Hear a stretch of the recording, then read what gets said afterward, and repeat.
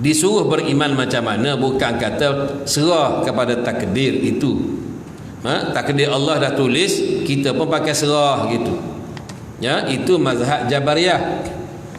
Ya, mazhab Ahlus Sunnah lain. Ya, sekalian perbuatan manusia yang ikhtiari, Allah yang menjadi manusia usaha je. Jalan usaha tu kita, sebab berusaha tu adalah ibadah, dan usaha itu disuruh oleh Allah, namun yang menentukannya Allah. Nah, itu keimanan Ahlussunnah. Orang Jabariyah, perbuatan manusia dikerasi, majbur. Ya, mengikut Allah Ta'ala semata-mata, mana tak ada ikhtiar langsung, serah gitu. Nak jatuh parit pun jatuh lah. Tak betul lah, maknanya seolah begitu. Nak lapar pun lapar lah, tak payah makan, kan? Seolah begitu. Ya, kalau Mu'tazilah, manusia segala-gala, semua manusia, kita yang ikhtiarkan diri kita. Baik buruk kita tentukan sendiri. Ya, dengan dia kata kudrat yang Allah beri kepada kita. Adapun kita Ahlus Sunnah, ya, kita berusaha, sebab Allah Ta'ala tu Tuhan, dia suruh kita berusaha. Lapar, hukum adat dia, ada makan, ada kenyang. Tak ada makan, tak ada kenyang, kan? Itu hukum adat. Mula-mula kita nak belajar ilmu tauhid, ada ada kering, ada hangus, ada basah, tak ada hangus lah, contohnya. Jadi dia punya lumrah sunnah. Makan biasanya kenyang. Ada juga orang makan tak kenyang. Ada juga orang yang tak makan beberapa hari, dia rasa kenyang, Allah beri. Hangus, terbakar. Ada juga orang yang hangus tak terbakar, Nabi Ibrahim contohnya. Ada juga orang yang dipotong tak putus, seperti mana Nabi Ismail. Contoh dah. Maknanya takdir, ketentuan Allah Subhanahu wa taala. Jadi disebut, dan tiap-tiap suatu adalah ditetapkan di sisinya dengan qadar yang tertentu. Yang pertama. Yang kedua, Allah sebut, wa in min syai'in illa indana khazainuhu wa ma nunazziluhu illa biqadarin ma'lum. Al-Hijr ayat 21. Dan tidak ada sesuatu pun melainkan pada sisi kami sahaja perbendaraannya, dan kami tidak menurunkannya melainkan dengan menurut qadar dan masa tertentu. Macam kita tahu sebagaimana pandemik COVID-19 ni. Ketentuan Allah Subhanahu wa taala. Kita berdoa lah, dan juga disuruh berikhtiar, bukan serah. Maknanya mengikuti SOP yang telah ditetapkan, kerana pihak yang mengetahui, Kementerian Kesihatan dan sebagainya, dia tahu bagaimana dia boleh berjangkit. Kita tak tahu. Ya, virus ini boleh berjangkit dengan cara sentuhan, kata dia. Bersentuh, kalau ada virus kena. Dia duduk dekat dekat daripada 1 meter. Tapi kalau 1.5 meter mungkin agak jauh, susah dia nak pergi. Tapi kalau dekat, sebab tu disuruh kita sembahyang jauh-jauh. Asalnya rapatkan saf, kita kata. Ya. Sekarang ni renggangkan saf. Tu dia lain. Kan? Kalau rapat salah. Dia beza suasana tu. Dan itulah dia Islam. Tuan-tuan. Islam begitulah. Hukum fiqh dia begitu. Itulah indahnya Islam. Jadi kalau kita duduk jauh pun saf tetap dapat. Sebab apa? Mudarat. Kalau duduk rapat, mudarat. Mana? Supaya jauh. Itu di antara. Sebab Islam ni dia fleksibel. Islam dia sesuai sentiasa. Kalau kata sembahyang Jumaat, tak boleh datang sembahyang Jumaat. Sebab apa? Merebak. Ya? Memang tak datang, tak apa. Tak datang tidak berdosa lah. Sebab apa? Ada halangan. Tapi kalau masa tak terhalang, kita tak datang, itu yang berdosa. Nah, tu. Dalam kaedah jalb darul mafasid muqaddam ala jalbil masalih. Ya. Tu. Menolak keburukan itu lebih tidak utamakan daripada kebaikan. Nak mendapat kebaikan, betul. Memang sembahyang jemaah tu besar pahala. Memang rapat sah tu besar pahala. Tapi kalau rapat sah berjangkit, keluar surau sembahyang Jumaat, seminggu masuk hospital. Itu contohnya. Itu daripada sudut ikhtiariah kita. Namun kita kena ingat, walaupun berjaga macam mana pun, kalau Allah kata kena. Ya, cumanya berjaga-jaga itu disuruh. Agama suruh, Allah suruh, Islam suruh. Nah, betul kan, dia dalam pengumuman semalam PM kata angka meningkat pula. Semalam 14 orang dah. Daripada 0, 1, 2, 3 jadi 14. Mungkin kesedaran ataupun penjagaan tu berkurangan. Nah, keluar masuk negara pun mungkin agak longgar, ataupun pemakaian dia punya topeng dan sebagainya, sanitizer pun mungkin kurang. Wallah alam lah. Ya, sama-sama kita tengok. Nah, tu. Sebelum ni kan dah menurun kan. Tu. Jadi kita wajib beriman dengan qadar ataupun takdir daripada Allah Subhanahu Wa Taala. Namun takdir itu menyuruh kita berusaha, berikhtiar. Seumpama kita sakit, kena rawat, kena ubat. Nah, itu dia Islam. Ya, tu.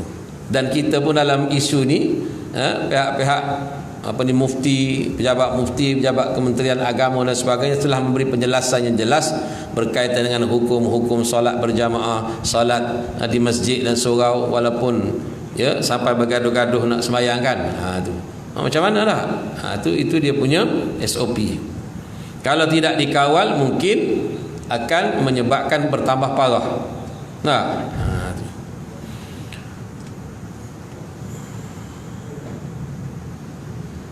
yang ketiga firman Allah Ta'ala, inna kulla syai'in khalaqnahu biqadar. Al-Qamar 49. Sesungguhnya kami menciptakan tiap-tiap sesuatu menurut takdir yang telah ditentukan.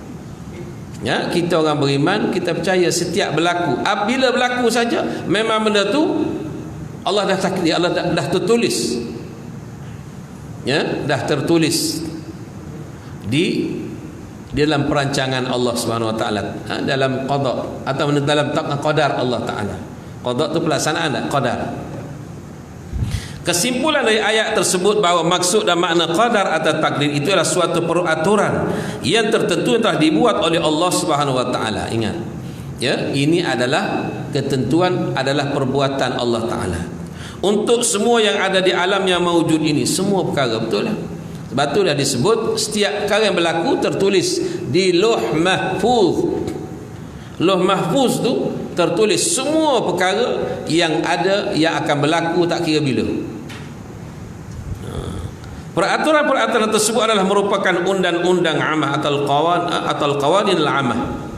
Ya, undang-undang umum, maknanya ketentuan umum. Atau kepastian yang mempunyai pertalian antara sebab dengan musababnya, dan ada sebab dengan akibahnya. Ya, ada pertalian itu. Memanglah. Sebab apa kenyang? Ada makan. Sebab apa hangus? Ada terbakar. Nah, itu dia punya mani', man'ud dan sebagainya lah dengan kaedah tu. Ataupun dia panggil hukum syarak lah, hukum syarak, hukum adat, hukum akal dan sebagainya.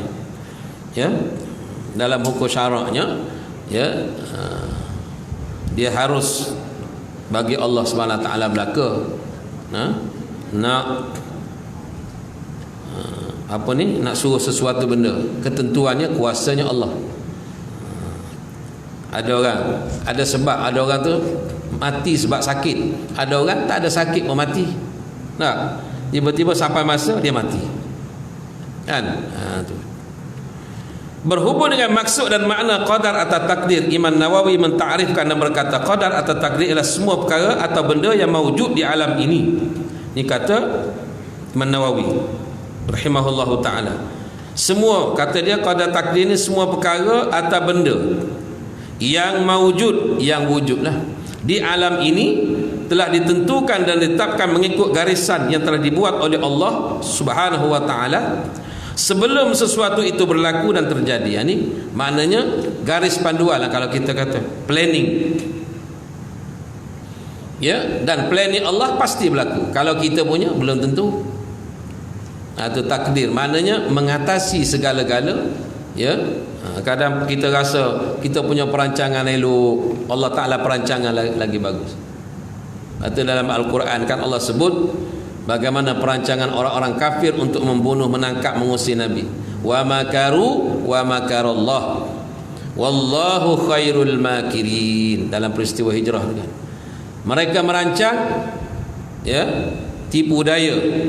Allah juga merancang tipu dayanya, dan Allah sebaik perancang tipu daya. Ya, perancangan Allah mengalahkan perancangan mereka, walaupun mereka mesyuarat bagai nak rak di Darun Nadwah, Abu Jahal dengan kuncu-kuncunya tu kan. Yang pasti tak berlakunya takdir Allah pasti berlaku. Seumpama Firaun dengan Musa alaihissalam. Bagaimana tuan-tuan tengok kisah Musa? Ya, Firaun bermimpi bahawasanya dalam takbir mimpi yang diramalkan oleh Mamanda Perdana Menterinya, dia kata apa? Dia kata kerajaan tuanku akan diruntuhkan oleh seorang laki-laki. Maka dia buat akta, mana-mana orang beranak lelaki dibunuh. Bunuh berapa ribu, berapa ratus ribu dibunuh kanak-kanak lelaki. Tapi perancangan Allah kata, Allah takdirkan yang lawan dia tu besar dalam istana dia. Musa alaihissalam besar dalam istana dia. Dia bela, dia jaga. Panggil daddy, panggil abah lah. Akhir sekali Musa itulah yang menyebabkan dia mati lemas. Dia kejar Musa di Laut Merah, akhirnya tenggelam, mati. Dia mengaku Tuhan lah. Nah, sebutnya perancangan Allah kita tengok dalam Quran. Ya, walau macam mana dia punya perancangan hebat Fir'aun, tenteranya, wa fir'auna dzil autad, Allah sebut dalam Quran. Nah, Fir'aun yang mempunyai pasukan-pasukan, ya, tentera yang pasak-pasak, yang sangat ramai, juta tentera dia. Ya, tapi tengok Allah kalahkan dia. Namrud, tengok Namrud, Allah kalahkan dia. Kita biasa baca dengan nyamuk seekor aja. Ada. Tu tengok perancangan Allah pasti berjaya. Kita punya tak berjaya kalau tak betul dengan kehendak Allah Subhanahu wa taala, takdir. Ya, atau mana kita wajib beriman begitulah. Segala yang berlaku tu, ya, macam kita lah terlibat dengan, kita berusaha baca doa dan macam, tiba-tiba berlaku juga kemalangan. Macam mana kita redha? Itu takdir. Kita dah berusaha. Tu. Ada semua, cukup rehat, cukup dan sebagainya, tiba-tiba nak berlaku juga. Ya, itu takdir. Jadi kita punya hatinya kena redha dengan Allah, terima sebulatnya. Jangan jangan orang kata tak boleh terima, ataupun hati kita tak yakin, menyalahkan Allah Subhanahu wa taala dan menyalahkan orang lain. Di mana Allah Subhanahu wa taala telah mengetahui apa sahaja yang akan berlaku dan yang akan terjadi ke atas sesuatu itu dalam masa dan waktu yang telah ditentukan oleh Allah sesuai dengan garis yang telah ditetapkan. Ya, memang Allah tahu, termasuklah ajal maut kita. Inilah takdir Allah. Tuan, ketentuan Allah. Tambah-tambah Allah sebut dalam Quran, kullu nafsin dha'iqatul maut. Tiap-tiap yang bernyawa bernafas pasti akan mati. Mati sampai masa. Tak sampai masa Tuhan tak takdir, tak sampai lagi, tak akan berlaku. Tapi akan ditakdir tu dah ada ketentuan tu, cuma belum sampai lagi. Ya, sebab semua orang mati kan. Ini bermakna berlaku dan terjadinya sesuatu itu sudah pasti akan berbetulan mengikut sifat-sifat dan keadaan yang khusus. Memang berlaku sebiji macam yang Allah nak. Semacam Allah rancang, memang tak akan lari. Tak akan lari walaupun 1 inci, 1 hun. Itu ketentuan Allah.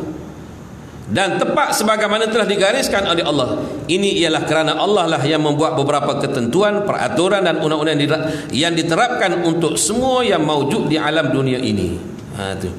Ya, sebab Allah ni Rabbul Alamin, Tuhan sekalian alam. Rabb, apa makna Rabb? Dia lain dengan ilah. Tuhan juga. Ilah, Tuhan yang disembah. Rabb, Tuhan yang mengatur, mengasuh, mengawal, menjaga. Rabb. Jadi kita sebut Alhamdulillahi Rabbil Alamin, tak sebut Alhamdulillahi Ilahil Alamin, tak.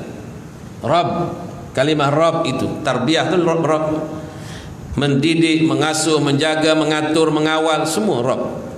Nah, segala puji bagi Allah, Tuhan yang mengatur, menyusun, menjaga, mengawal, mengasuh alam ini.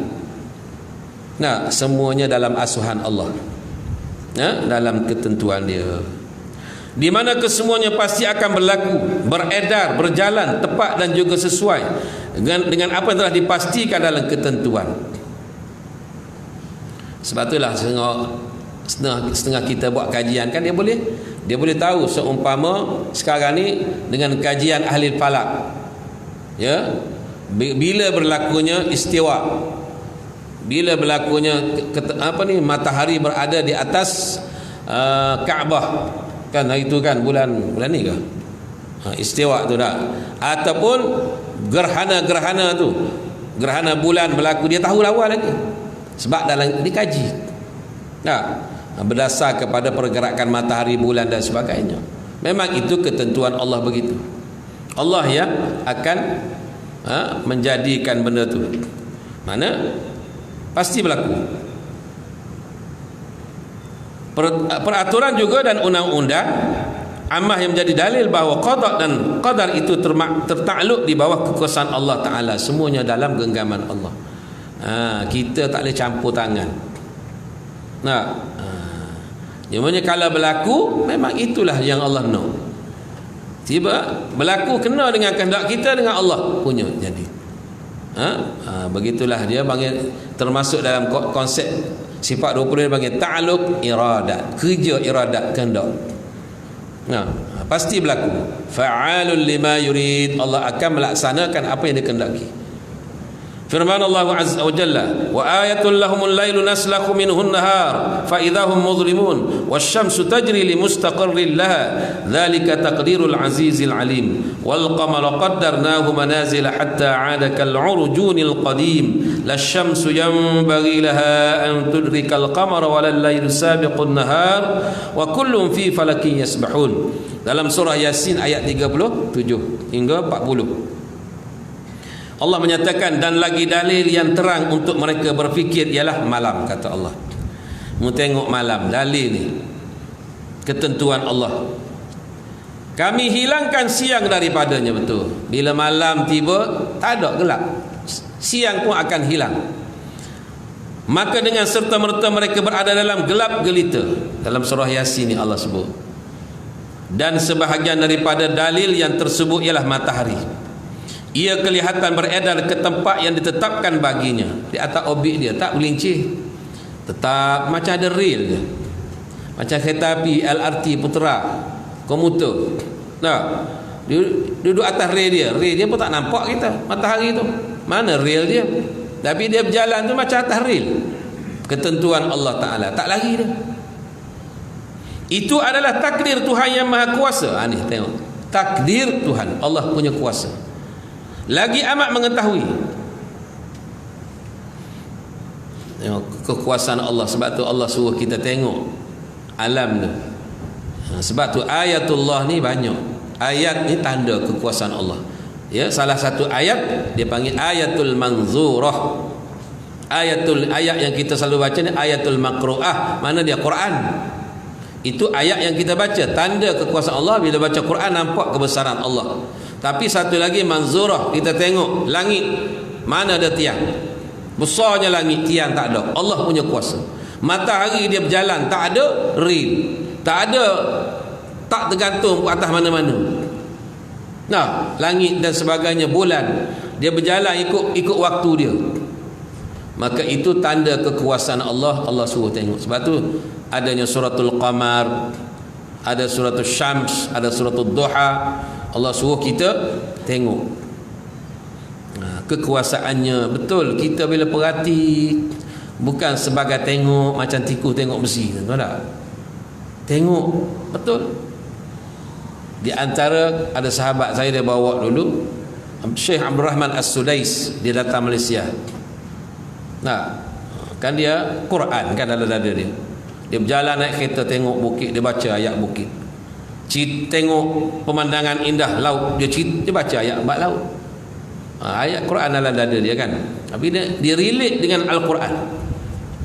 Orang yang dia penuh dengan Quran kan, macam itulah. Dia relate manzurah dengan makruah. Betul lah, kita cukup batulah kata dalil adanya Allah alam ini. Mudah aja. Dalam ilmu tauhid, orang tanya kita mana bukti atau dalil adanya Tuhan? Allah alam. Mana dia? Matahari. Buktinya, cuba cerita siapa boleh buat matahari? Bulan. Cerita kerajaan mana yang mampu buat matahari? Kementerian JKR kau boleh buat matahari contohnya lah. Atau mana kerajaan Amerika ke mana? Tak ada. Nah, hatta Fir'aun pun tak mengaku dia buat alam ini, bumi, langit, matahari dah. Dia tak mengaku sebab dia orang akan kata membohong.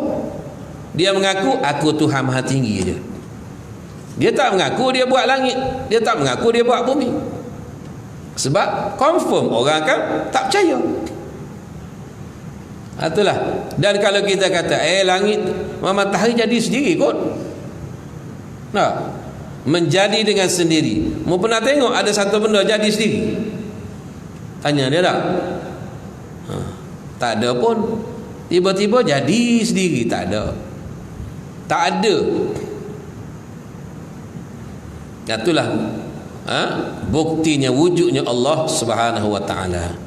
Kan? Itulah tuan-tuan. Itu di antara benda yang kita boleh ambil daripada Al-Quran, bahawasanya ayat-ayat ini ada dua tanda kekuasaan Allah. Ayat Quran yang kita baca daripada surah yang pertama sampai surah yang ke-114, An-Nas, dan yang banyak sekali ialah alam semesta ni. Tengok apa pun nampak kuasa Allah Ta'ala. Tengok bagaimana kita memerangi coronavirus. Hampir berjaya, tak berjaya lagi. Ini kuasa Allah. Allah Ta'ala mengatasi segala-gala. Negara lain lagi berat kan? Negara-negara yang hebat. Saya hari-hari sahabat saya duduk di Saudi, di Mekah hantar. Semalam 200, 2,300 kes baru. Saudi 2,300 lebih. Yang minggu-minggu lepas 3,400. Yang dulu-dulu 4,300. Hari-hari dihantar angka. Saudi berapa, alami berapa, dunia berapa. Ada. Boleh kata memang tiap-tiap hari boleh cek dalam telefon saya, dia hantar. Orang Yaman duduk di Mekah, kerja di Masjid Haram, dekat Masjid Haram tu. Jadi nak sebutnya angka-angka besar lah, tapi seluruh Saudi lah, bukan di Mekah sajalah. Tapi Mekah saja pun, Mekah Madinah pun hampir 400-500 satu hari. Pengawalan tu lah. Itu tak kira di mana. Bila kita tak jaga, Allah Ta'ala suruh kita berjaga. Batu Allah sebut wala tulqu bi aidikum ila tahlukah. Jangan kamu campakkan diri kamu ke arah kebinasaan. Mu jangan campak, mu tahu dah benda ni bahaya. Jangan. Ini ayat Quran Allah sebut. Jangan campak diri ke arah kebinasaan. Jangan mencampak diri ke arah mengenai benda tu. Virus dan sebagainya. Balik kepada perbincangan tadi tuan-tuan, bagaimana Allah sebut tadi siang dan juga malam tadi. Bila datang siang, bila datang malam, siang hilang. Bila datang malam, gelap gelita. Dan sebahagiannya tanda juga Allah sebut ialah matahari. Ia kelihatan berada ke tempat yang ditetapkan baginya. Itu adalah takdir Tuhan yang Maha Kuasa, lagi amat mengetahui. Dan bulan pula kami takdirkan dia beredar melalui beberapa peringkat. ada kecil, bulan sabit, bulan kecil-kecil besar je. Nah, sehingga di akhir peredarannya kelihatan kembalinya pula ke peringkat awalnya. Lala sekali bulan purnama. Cerah. Nah, seluruh dunia cerah dengan bulan purnama tadi. Berbentuk melengkung seperti tandan yang kering. Dengan ketentuan demikian, matahari tidak mudah baginya mengejar bulan, dan malam pula tidak dapat mendahului siang. Bulan pun tidak dapat mendahului matahari, karena tiap-tiap satunya beredar terapung-apung di tempat edarannya masing-masing. Tak akan dapat kejar. Yang ni belah malam, yang ni belah siang. Mana nak jumpa? Seumpama bulan dan matahari, kejar benda yang tak akan jumpa. Itu disebut di sini kan dalam Quran. Ya. Itu tuan-tuan bagaimana yang disebut dalam kitab kita ni. Beriman kepada qada dan qadarnya. Beriman kepada qada dan qadar Allah adalah salah satu dari rukun-rukun akidah, dan ia adalah rukun-rukun yang keenam yang daripada rukun iman. Mereka yang tidak percaya qada qadar ini bermakna mereka telah keluar daripada agama Islam. Hadis yang sahih menyebut Umar ibn Khattab meriwayatkan, satu ketika sewaktu Rasulullah sallallahu alaihi wasallam duduk bersama sahabatnya, tiba-tiba datang seorang laki-laki yang pakaian serba putih, rambutnya sangat hitam. Tidak diketahui dari mana datangnya, dan tidak seorang sahabat pun kenal laki-laki itu. Lalu dia bertanya kepada Nabi sallallahu alaihi wasallam berhubung dengan mal Islam, mal iman, mal ihsan. 3 soalan. Ya, kita biasa dengar dia ni dalam hadis 40 pun ada, dalam kitab Riyadhus Shalihin pun ada sangat. Ya. Jadi Rasulullah bila ditanya tentang iman, Rasulullah jawab apa? Mal iman. Lalu Rasulullah menyebut antu'minu billah wa malaikati wa kutubihi wa rusulihi wal yaumil akhir wa tu'minu bil qadri wa khair wa tu'minu bil qadri wa khairi wa syarri. Qala sadaqata. Nah, asalnya bila dia tanya Nabi lah, ya, tanya apa itu Islam, apa itu iman, apa itu ihsan, sampai kepada iman tu Nabi jawab adalah kau beriman kepada Allah, ini, dan beriman kepada malaikat, kitab, rasul, hari akhirat, beriman kepada qada takdir Allah, baik dan buruknya. Lalu laki itu berkata, benarlah apa yang kau kata itu. Ya, bila Nabi jawab, dia kata sadaqta, benar. Dan laki itu adalah Jibril, datang mengajar sahabat-sahabat Nabi apa nak mengenal Islam, apa dia Islam. Jadi kita pun ambil daripada situlah rukun Islamnya 5, daripada mengucap sampailah haji. Rukun iman pun 6 daripada hadis inilah, hadis sahih Imam Muslim inilah. Ya, hadis daripada Umar bin Al-Khattab ni. Ya, beriman kepada Allah sampai qada dan qadar 6. Ya. Tu. Dan Allah menyebut ma asaba min musibatin fil ardi wala fi anfusikum illa fi kitabin min qabli an nabra'aha inna dhalika 'ala Allah yasir likay la tayasu 'ala ma fatakum wa la tafrahu bima atakum wallahu la yuhibbu kulla mukhtalin fakhur. Suratul Hadid ayat 22-23. Tidak ada suatu kesusahan atau bala bencana yang ditimpa di bumi, dan tidak juga yang menimpa diri kamu, termasuklah apa yang kita hadapi. Allah kata ma asaba min musibatin, tidak ada suatu kesusahan bala, ya, fil ardi, di atas dunia ini, wala fi anfusikum, termasuk kepada dan tidak kepada semasuklah kepada diri kamu, ya, illa fi kitabin min qabli an nabra'aha, kecuali telah sedia ada dalam kitab pengetahuan kami sebelum kami menjadikannya. Maknanya apa yang Allah berlaku ni dah ada ditulis di sana. Itu keimanan kita. Tu. Lalu kata Allah, sesungguhnya mengadakan demikian itu mudah bagi Allah, likaila tayasu ala ma fatakum. Ya, mudah je, senang je bagi Allah. Tidak ada kesusahan langsung bagi Allah untuk menjalankan perancangannya, apa yang ditetapkannya. Ya. Dan kamu diberitahu tentang itu supaya kamu tidak bersedih hati akan apa yang telah luput daripada kamu. Betul, kadang-kadang kita hilang benda, hilang barang, hilang orang sayang. Nah, memang hilang keluarga dan sebagainya, kematian, kecelakaan dan sebagainya. Bila kita ingat ini ketentuan Allah, ya, Allah ketentuan tak, maka kita akan rasa redha. Meninggalnya suami ke, isteri ke, anak ke dan sebagainya. Ya, itu adalah ketentuan Allah. Nak lari tak boleh. Memanglah Tuhan punya ketentuan. Tidak pula bergembira secara sombong dan bangga bila dapat nikmat. Ya, Allah tentukan. Allah bagi pangkat, Allah bagi kedudukan, ketentuan Allah. Memanglah usaha kita tu ada, tapi usaha kita tidak memberi bekas, cumanya menjadi sebab yang boleh mendatangkan musabab saja. Dengan apa yang diberikan kepada kamu jangan gembira, wala tafrahu.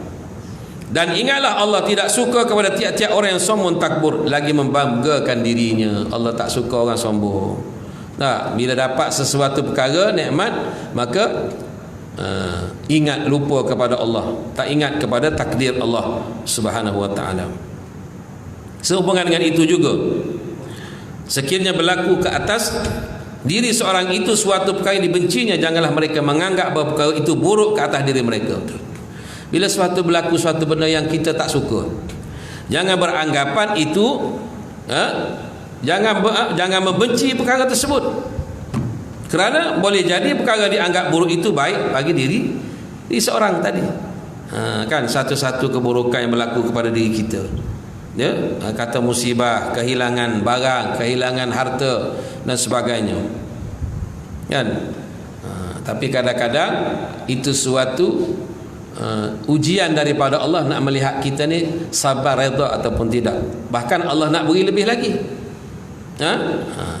Di antaranya Allah sebut dalam firman Allah Ta'ala dalam surah Al-Baqarah ayat 216. Biasa kita dengar, kutiba alaikumul qitalu wa huwa kurhul lakum wa asa an takrahu syai'a wa huwa khairul lakum wa asa an tuhibbu syai'a wa huwa syarrul lakum wallahu ya'lamu wa antum la ta'lamun. Tengok elok-elok ayat ini. Allah kata kamu diwajibkan berperang untuk menentang pencerobohan. Betul? Kutiba ay furida. Kutiba alaikumus siyam, diwajibkan puasa. Kutiba alaihimul qital, diwajibkan berperang. Serupa ayat tu. Tak ada beza kutiba ni dengan kutiba tu. Untuk menentang pencerobohan. Orang nak ganyang Islam wajib. Bila Islam itu tercabar, ya, kita umat Islam dilarang untuk melakukan ibadah sebagai umat Islam, waktu itu diharuskan. Nah, sedang peperangan itu adalah perkara yang kamu benci. Wa asa an takrahu wa huwa kurhul lakum. Sedangkan perang ni mana ada orang suka? Ada orang suka perang? Jarang orang lah, mungkin ada, tapi tak semua. Banyak orang tak suka perang. Tapi wa asa an takrahu syai'a wa huwa khairul lakum. Tapi kadang-kadang boleh jadi apa yang kamu benci suatu perkara itu baik untuk kamu. Betul. Dengan adanya peperangan itu mungkin Islam akan tertegak. Ini contohlah, kan. Dan juga Allah kata wa asa an tuhibbu syai'a wa syarrul lakum. Dan ada boleh jadi apa yang kamu suka ada padahal jahat buruk bagi kamu. Dan ingatlah Allah juga mengetahui semua yang sedang kamu tidak mengetahuinya. Jadi itu di antara yang kita disuruh menerima ketentuan takdir Allah Subhanahu wa taala ini.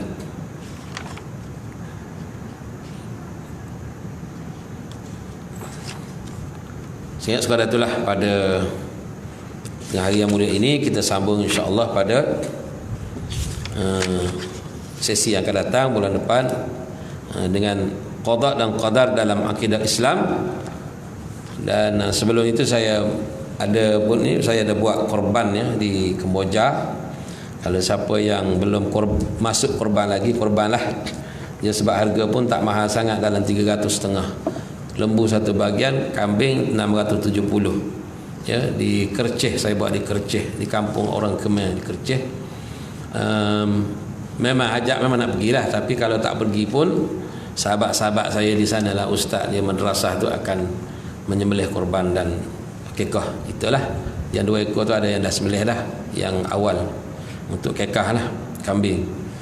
Jadi yang siapa-siapa minat boleh jumpa saya ataupun ambil borang, serah kepada saya ataupun mati berhubung dengan saya untuk urusan pembayaran dan sebagainya lah.